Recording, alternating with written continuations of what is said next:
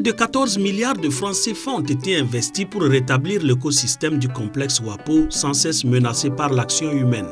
Ce complexe, constitué de plusieurs parcs, est considéré comme le continuum d'écosystèmes terrestres et aquatiques le plus important d'Afrique de l'Ouest. L'Union européenne vient d'apporter un concours financier de 13 milliards de francs CFA pour appuyer la mise en œuvre du projet Afritac. La lutte contre la pauvreté en Afrique de l'Ouest vient de recevoir un véritable coup de pouce.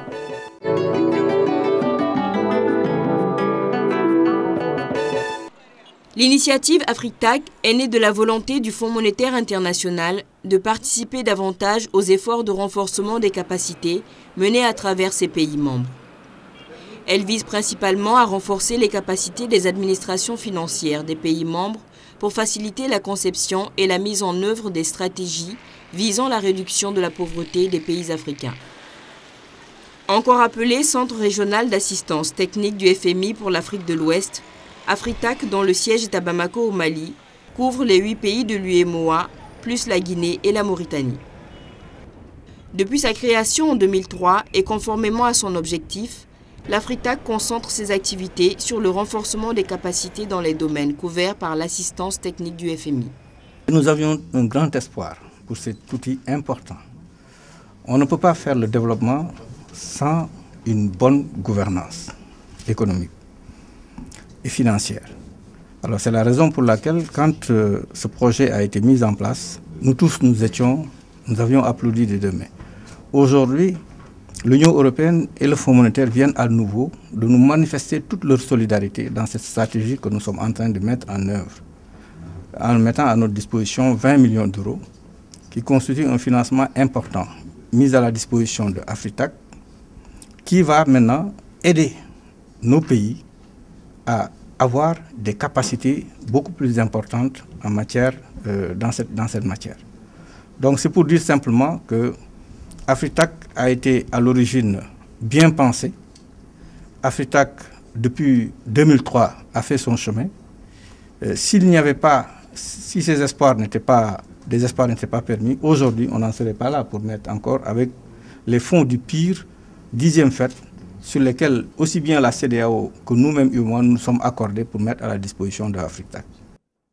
Le chef de la délégation de l'Union européenne et le président de la commission de l'UEMOA ont récemment procédé à la signature de la convention de financement du projet Afritac inscrit au programme indicatif régional 10e FED. La contribution de l'Union européenne au 3e cycle quinquennal d'Afritac vise à soutenir les efforts de l'Afrique de l'Ouest en matière de renforcement des capacités et d'harmonisation des pratiques de bonne gouvernance économique.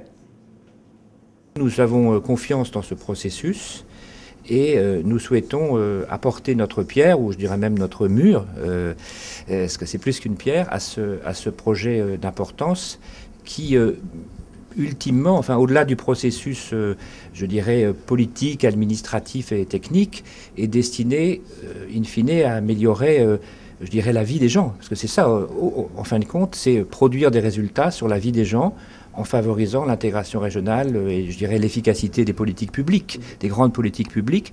Donc c'est ce à quoi nous nous efforçons de contribuer et il y a cette alliance ici présente qui œuvre ensemble dans ce sens. La mise en œuvre d'Afritac est assurée par le Fonds monétaire international.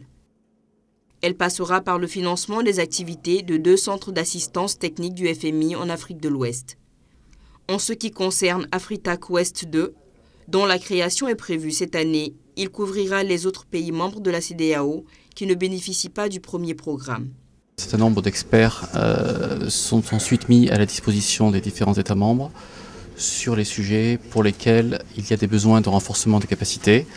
Alors ces sujets sont très variés selon les pays. Sont des sujets qui peuvent aller de la gestion des finances publiques à des sujets beaucoup plus précis et extrêmement techniques. L'avantage de ce genre de centre, c'est que cela peut faire profiter de l'expérience de certains pays à d'autres pays. C'est une mutualisation en quelque sorte des problèmes et donc des solutions. Et je pense que dans ce cas très précis, le fait que ce financement a été signé notamment entre l'ambassadeur de l'Union européenne et le président de la commission de l'UEMOA, ce sont les représentants de deux deux zones qui cherchent à s'intégrer. L'une depuis un certain temps déjà avec un certain nombre de problèmes, l'Europe, l'autre de manière plus récente. Et je pense qu'il est symboliquement très important et